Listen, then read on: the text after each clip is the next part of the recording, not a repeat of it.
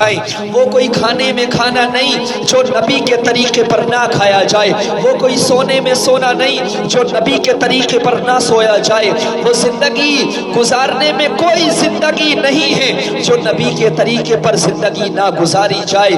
تو ادھر ادھر کی نہ بات کر، یہ بتا کہ قافلہ کیوں لٹا، مجھے رہزنوں سے گلا نہیں، تیری رہبری کا سوال ہے۔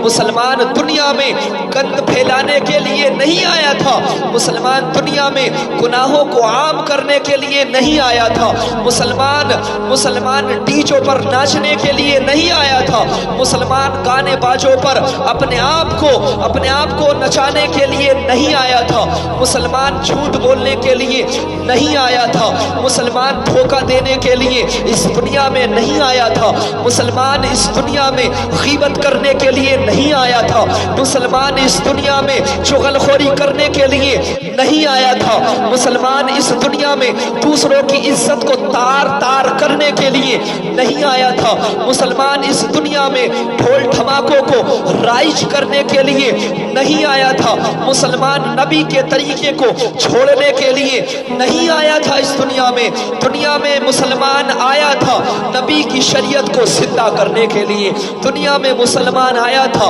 اللہ کے پرچم کو سر بلند کرنے کے لیے، دنیا میں مسلمان آیا تھا جھوٹ کو ختم کرنے کے لیے، سچ کو قائم کرنے کے لیے، دنیا میں مسلمان آیا تھا ظلم کے خلاف آواز اٹھانے کے لیے، مظلوم لوگوں کا سہارا بننے کے لیے، دنیا میں مسلمان آیا تھا نمازیں پڑھنے کے لیے، دنیا میں مسلمان آیا تھا مسجدوں کو آباد کرنے کے لیے، علم دین سیکھنے سکھانے کے لیے، دنیا میں مسلمان آیا تھا شریعت مطہرہ کو سب سے اوپر پہنچانے کے لیے۔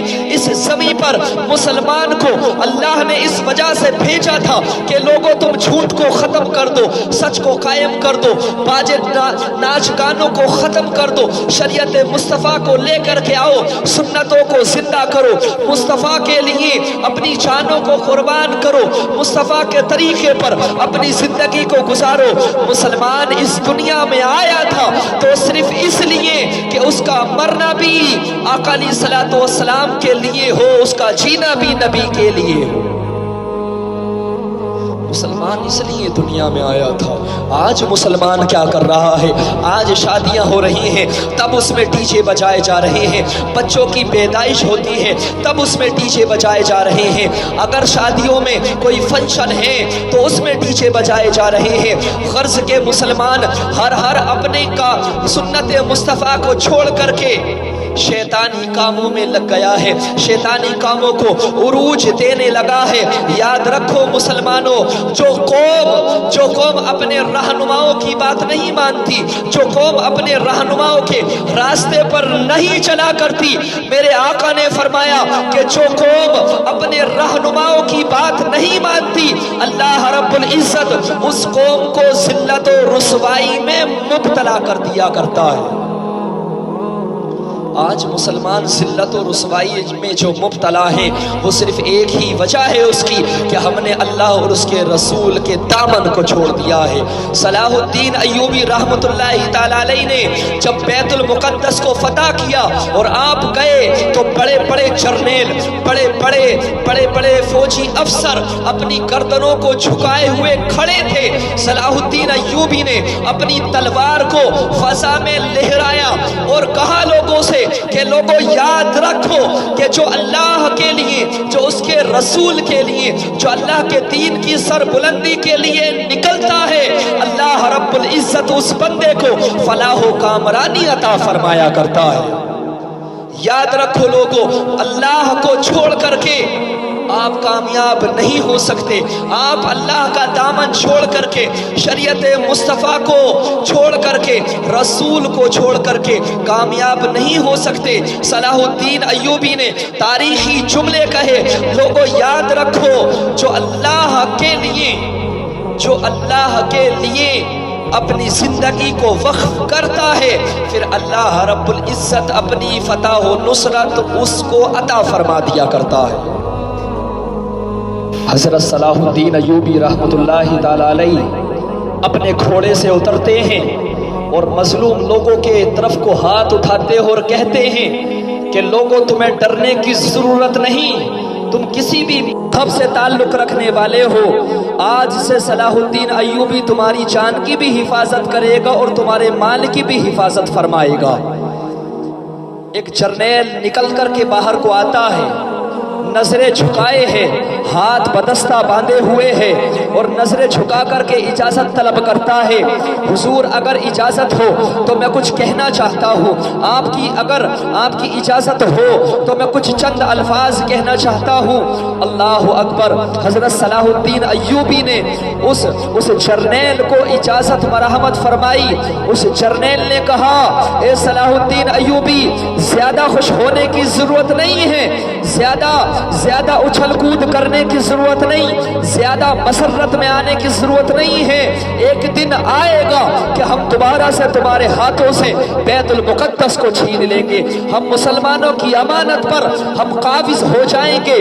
حضرت صلاح الدین ایوبی نے کہا کہ جرنیل سن لے، وہ دن کبھی نہیں آ سکتا کہ جہاں سے میرے نبی نے اپنے معراج کا سفر کا آغاز کیا ہو، جہاں سے میرے نبی نے 1,24,000 کم و بیش انبیاء کو نماز پڑھائی ہو، جہاں پر امامت کی ہو، وہاں اس مقام کو تو نہیں چھین سکتا مسلمانوں کے ہاتھوں سے۔ اس جرنیل نے کہا، صلاح الدین، ہم دنیا میں ایک ایسا قانون لانے والے ہیں، ہم دنیا میں ایک ایسا قانون نافذ کرنے والے ہیں جس کی بدولت ہم مسلمانوں کے ہاتھوں سے بیت المقدس کو چھین لیں گے، ہم اس پر قابض ہو جائیں گے۔ حضرت صلاح الدین ایوبی رحمۃ اللہ تعالیٰ علیہ اس کی بات کو سن رہے ہیں۔ حضرت صلاح الدین ایوبی نے فرمایا، وہ کیسے؟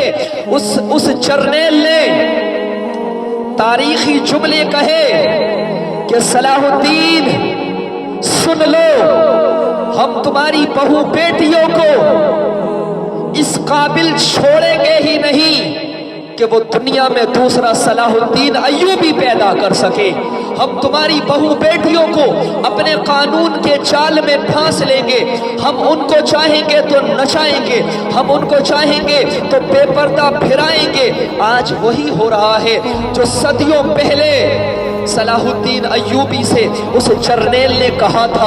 اس جرنیل نے آپ کو جو الفاظ بولے تھے آج وہ سچ ثابت ہو گئے ہیں۔ آج ہماری بہو بیٹیاں کبھی تو شادی میں ناچ رہی ہیں، کبھی ڈیجوں پر ناچ رہی ہیں، کبھی کوئی فنکشن میں ناچ رہی ہیں۔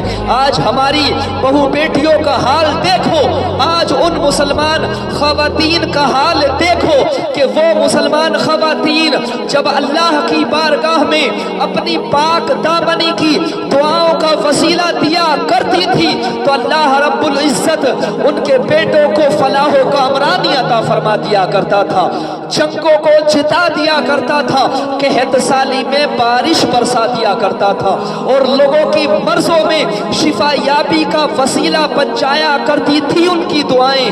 لیکن آج وہی عورتیں سرے بازار اپنے حسن کی نمائش کرتی ہوئی نظر آ رہی ہیں، کبھی شادیوں میں بے پردہ پھر رہی ہیں، کبھی اپنے بالوں کو کھول رہی ہیں، کبھی میک اپ کر رہی ہیں، کبھی اپنے حسن کو دکھانے کے لیے بے پردہ بازاروں میں گھوم رہی ہیں، گلی کوچوں میں پھر رہی ہیں۔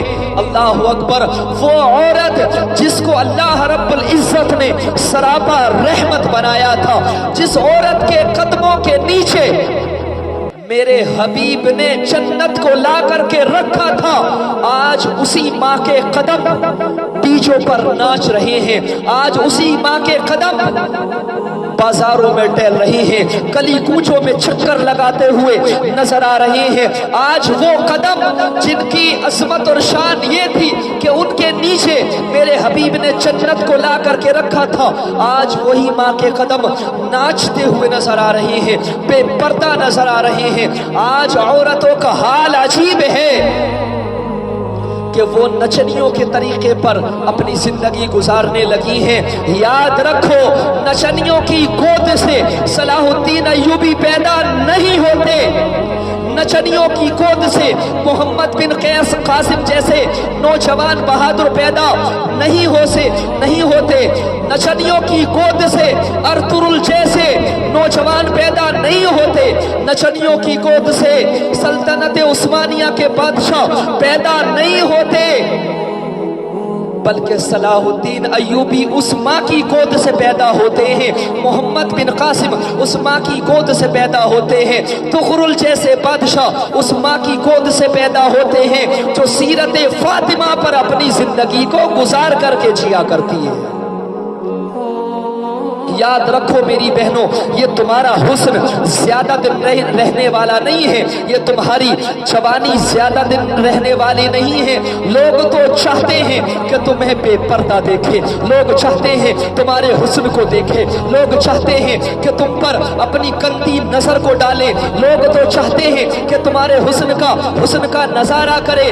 लेकिन याद रखो मेरी बहनों, ये तुम्हारा हुस्न ज्यादा दिन रहने वाला नहीं है।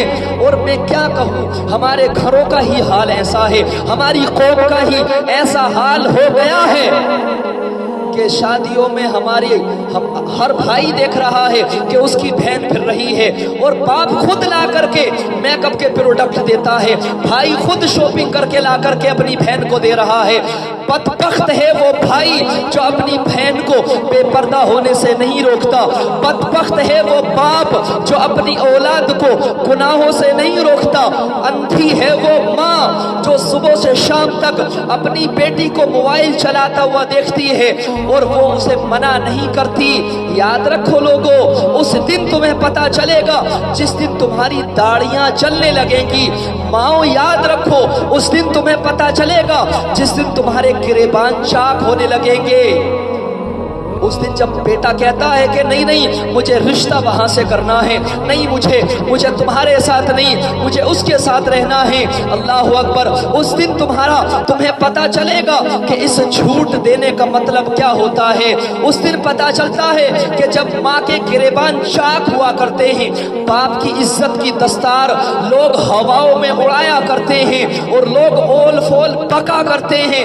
याद रखो, इससे पहले कि तुम्हारी दाढ़ियां चलने लगे, इससे पहले कि माओ के गिरेबान चाक होने लगे और बेटी अपने मुंह से खुद कहने लगे, बेटा अपने मुंह से खुद कहने लगे, अपनी औलाद को समझाओ, शरीयत मुस्तफा पर ला करके खड़ा करो। क्योंकि जो बंदा शरीयत मुस्तफा पर चलता है वो दुनिया के गंद से दूर रहता है। वो दुनियादार बनकर के नहीं बल्कि मुस्तफा का फरमा बरदार बंदा बनकर के जिंदगी गुजारा करता है। तू इधर उधर की न बात कर, ये बता के काफिला क्यों लुटा, मुझे रहजनों से गिला नहीं, तेरी रहबरी का सवाल है। फना फिल्लाह की तह में बका का राज मुस्मर है, फना फिल्लाह की तह में बका का राज मुस्मर है। जिसे जीना नहीं आता उसे मरना नहीं आता।